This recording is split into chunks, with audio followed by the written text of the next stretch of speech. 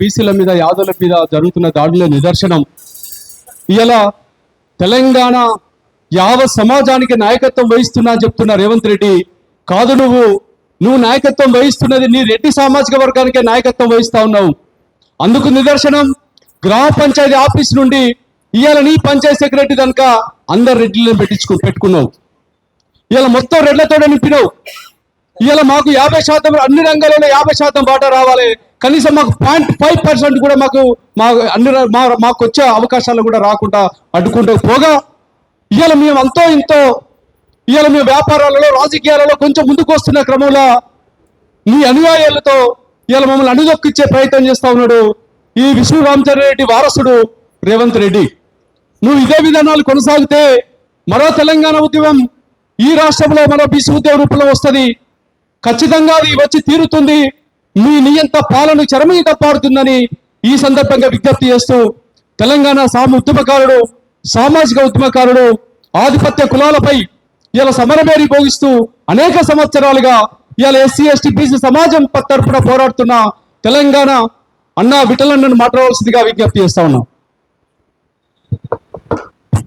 ముందుగా ఈ సమావేశం నిర్వహిస్తున్న నిర్వాహకులందరికీ కూడా హృదయపూర్వక అభినందనలు చెప్తూ చిరంజీవి సార్ గారు ఇక్కడ ఉండడము, సారు వేరే మీటింగ్ లో కలిసి ఇట్లా మన బీసీ వట్టజాన యాదవ్ గారి మీద కేసులు పెడుతున్నారు, మీరు కూడా రమ్మని చెప్పడంతో నాకు ఇక్కడ రావడం జరిగింది. కులం మాట్లాడుకుందాం, రియాలిటీలోనే రాయల్టీ ఉంటుంది.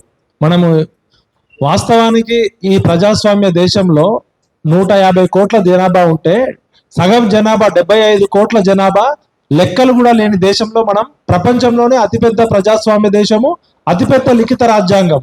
అంటే 75 కోట్ల జనాభా బీసీలు ఉంటే వాళ్ళ లెక్కలు ప్రభుత్వం దగ్గర ఉండదు. వేరే దేశాల్లో అయితే ఇది అనాగరిక చర్య, అంటే మానవత్వాన్ని, ఇప్పుడు పందుల లెక్క కుక్కల లెక్క ఉన్న చోట 75 కోట్ల లెక్కలు తీయట్లే. లెక్కలు ఎందుకు తీయరంటే లెక్కలు తీస్తే వాళ్ళ బొక్కలు బయటపడతాయి. కమింగ్ టు సబ్జెక్ట్కి వస్తే, ఇప్పుడే నేను చిరంజీవి సార్ గారు రాసిన బుక్ లో, నేను నా సొంత కవితం కాదు, ఈ రైస్ మిల్లులు ఎవరి చేతిలో ఉన్నాయని సార్ ఒక ఆర్టికల్ రాసిరు. మీడియా వాళ్ళు కూడా ఈ స్టాటిస్టిక్స్ తీసుకోండి. తర్వాత ఇప్పుడు మొత్తం ఇవాళ ఉన్న పంటలన్నిట్లో కూడా మనకి రైస్ అనేది, వ్యవసాయం అనేది చాలా కీలకంగా 60% వరి మీదనే ఆధారపడుతుంది. దాదాపు 2023-24 లెక్కల ప్రకారం రాష్ట్రంలో దాదాపు 2,80,00,000 టన్నుల వరి ఉత్పత్తి అయితే 1,80,00,000 బియ్యం ఉత్పత్తి అవుతుంది. ఈ 1,80,00,000 బియ్యం ఉత్పత్తి చేయడానికి తెలంగాణలో చిన్నవి పెద్దవి అన్ని మిల్లులు కలిపితే దాదాపు 3,000 రైస్ మిల్లులు ఉన్నాయి. ఈ 3,000 రైస్ మిల్లుల్లో 1,100 పారాబాయిల్డ్ రైస్ మిల్లులు ఉన్నాయి. అయితే ఈ 95% మిల్లులు ఎవరి చేతిలో ఉన్నాయంటే సార్ స్టాటిస్టిక్స్ తో ఇచ్చిండు. ఈ ఒక ఐఏఎస్ అధికారి స్టాటిస్టిక్స్ తోటి డేటా తోటి చెప్తున్నాడు.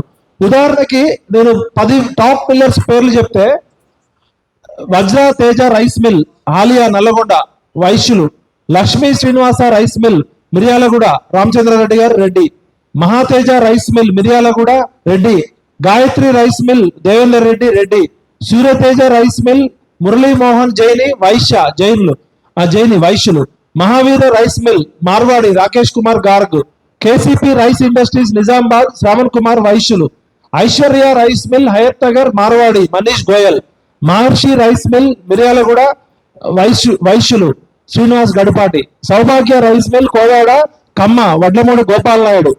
3,000 రైస్ మిల్లులు ఉంటే 95% రైస్ మిల్లులు రెడ్లు, వైశ్యులు, కమ్మలు, అగ్రవర్ణాల చేతిలో, వెలమల చేతిలో ఉన్నాయి. ఎక్కడో చిన్న రైస్ మిల్లులు ఎవరు తప్పు చేసినా తప్పే. నేను ఒక జర్నలిస్ట్ గా న్యాయాన్ని చట్టాన్ని గౌరవించేవాడుగా చెప్తున్నా. ఒకవేళ వట్టజాన యాదవ్ చేసింది నేరం అయితే, ఆయన అక్రమం చేస్తే, మరి ఈ 95% అగ్రకులాలు, రెడ్లు, వెలమలు, వైశ్యులు, కమ్మలు, కాపులు చేసిన రైస్ మిల్లుల్లో ఈ స్కామ్ విలువ దాదాపు 14,000 కోట్లని ఉత్తమ్ కుమార్ రెడ్డి గారు చెప్తున్నారు. నా పక్కనున్న చంద్రరాములన్న అంటుంటూ, అన్న ప్రభుత్వం చెప్పేది 14,000 కోట్లు, 40,000 కోట్ల స్కామ్ అంటున్నాడు. స్వయంగా సివిల్ సప్లై శాఖ మంత్రి ఉత్తమ్ కుమార్ రెడ్డి గారు, మీరు నాకు మంచి మిత్రులు, మీరే ఒప్పుకుంటున్నారు, బాబు డిస్టర్బెన్స్ చేయకుండా, 14,000 కోట్ల స్కామ్ జరిగింది, దీనిలో 7,000 కోట్ల స్కామ్ రికవరీ చేసినాము, ఇంకా 7,000 కోట్లు మేము చేయలేదని సిగ్గు లేకుండా చెప్తున్నారు. ఫస్ట్ ఉత్తమ్ కుమార్ రెడ్డి గారు, మీకు బాధ్యత ఉంది కదా, మీరు చదువుకున్నారు కదా, మీరు ఆర్మీలో పనిచేసారు కదా, మీరు నాకు వ్యక్తిగతంగా చాలా పరిచయం, కానీ నేను సూటిగా అడుగుతున్నా, మీ శాఖలో 2014 నుంచి ఇప్పటి వరకు 14,000 కోట్ల రూపాయల ధాన్యం దారి మళ్ళింది. ఇది 14,000 కోట్ల స్కామ్ జరిగింది, మేము 7,000 కోట్లమే లెక్కలు తీసినాం, ఇంకా 7,000 కోట్లు లెక్కలు తీయలేదంటే ఫస్ట్ మీరు మీ మంత్రి పదవికి రాజీనామా చేయాలి. ఎందుకంటే మీరు ఒప్పుకున్నారు బహిరంగంగా. సెకండ్, విజిలెన్స్ అండ్ ఎన్ఫోర్స్మెంట్ కానీ సివిల్ సప్లై శాఖలో ఐఏఎస్లు ఉంటారు, విజిలెన్స్ అండ్ ఎన్ఫోర్స్మెంట్ లో ఐపీఎస్ అధికారి స్థాయి ఉంటారు. రైసు మిల్లులో రైతులు కష్టపడి పండించిన రైతులు దళారీ చేతుల్లో, మిల్లర్ల చేతుల్లో మోతపోతున్నారు. 6 కాలం కష్టపడ్డ రైతుల చేతిలో రైసు మిల్లులు ఉండవు. ఎఫ్సిఐ గోడౌన్కి పోవాల్సిన రైసు మిల్లులు పక్క రాష్ట్రాలకు పోవాల్సిన రైసు పోతుంటే విజిలెన్స్ అండ్ ఎన్ఫోర్స్మెంట్ ఏం చేస్తుంది, పోలీస్ డిపార్ట్మెంట్ ఏం చేస్తుంది, సివిల్ సప్లైస్ ఏం చేస్తుంది? ఇది ఆర్గనైజ్డ్ సిస్టమేటికల్ క్రైమ్. దీనిలో కేవలం వజ్రేష్ యాదవ్ లాంటి వాళ్ళు లేకపోతే చిన్న చిన్న రైసు మిల్లులో లేరు. ఇది రాజకీయ నాయకులు ఉన్నారు, మాఫియా, రైసు మిల్ మాఫియా ఉంది, అగ్రవర్ణ పెత్తందారుల భూస్వామ్య వ్యవస్థతో కూడుకున్న మిల్లర్ల స్కామ్ ఉంది. 1300కి 1400కి పక్క రాష్ట్రాల్లో ఉన్న పీడిఎస్ రైసు కొని అదే రైసుని అక్రమంగా ఇదే సన్న బియ్యం ఇవ్వాల్సిన చోట దాన్ని డబుల్ పాలిషింగ్ చేసి 3,500కి టన్నుకు అమ్ముతున్నారు. అంటే ఇది ఎంత పెద్ద స్కామ్, రైతులు నష్టపోతున్నారు. ప్రభుత్వము ఒక కేజీకి 27 రూపాయల ఎంత సార్ సబ్సిడీ ఇస్తుంది? ఒక్కొక్క కేజీకి పబ్లిక్ డిస్ట్రిబ్యూషన్ స్కీమ్ కింద మన డబ్బులు కేంద్ర ప్రభుత్వం రాష్ట్ర ప్రభుత్వం కలిసి దాదాపు 36 రూపాయలు సబ్సిడీ ఇస్తుంటే ఈ రైసు మిల్లర్లు, ఈ భూస్వాములు, ఈ పెత్తందారులు కలిసి ప్రజలకి నష్టం చేస్తున్నారు, రైతులకి నష్టం చేస్తున్నారు, అందరికీ నష్టం చేస్తూ 95% రైసు మిల్లుల్లో జరిగే సాయం అగ్రవర్ణ ఆధిపత్య పెత్తందారులు భూస్వాముల చేతిలో ఉంది. మా వట్టెజానయ్య యాదవ్ ఒకవేళ తప్పు చేస్తే చట్టపరంగా శిక్షించండి. మరి వట్టెజానయ్య యాదవ్ చేసిన తప్పు ఈ 95% ఉన్న రైసు మిల్లర్లు కూడా చేస్తున్నారు కదా. చట్టం కొంతమందికే చుట్టమా? వట్టెజానయ్య యాదవ్ తప్పు చేస్తే చట్ట ప్రకారం, న్యాయ ప్రకారం ఆయన మీద కేసులు పెట్టండి, తీసుకోండి. ఆయన కొడుకు మీద, ఆయన భార్య మీద, ఆయన బంధువుల మీద వేధింపులు చేయడం అంటే బిడ్డ గుర్తుపెట్టుకొని చెప్తున్నా, నల్లగొండ జిల్లా పేరు రెడ్ల జిల్లా పెట్టుకోండి. మీరు 90% ఎస్సీ ఎస్టీ బీసీలు ఉన్న జిల్లాలో ఈ 75-80 సంవత్సరాల స్వతంత్ర భారతదేశంలో వార్డు మెంబర్ నుంచి పార్లమెంటు సభ్యుడు దాకా ఎల్రెడ్డి, మల్రెడ్డి, పిచ్చిరెడ్డి, అచ్చిరెడ్డి, మీకేమన్నా ప్రజాస్వామ్యం మీద నమ్మకం ఉంటే మీరు మాట్లాడే రాహుల్ గాంధీ రాజ్యాంగం పట్టుకొని తిరుగుతున్నారు కదా. Mister Rahul Gandhi, we are shame on you. One side you are telling constitution and democracy, social justice, one side you are distributing all portfolios and important nominated post దగ్గర తీసుకుంటే ఇది రెడ్ల ప్రభుత్వమా? రేవంత్ రెడ్డి గారు, మీరు బహిరంగంగా ప్రజాస్వామ్యాన్ని కూలీ చేస్తున్నారు.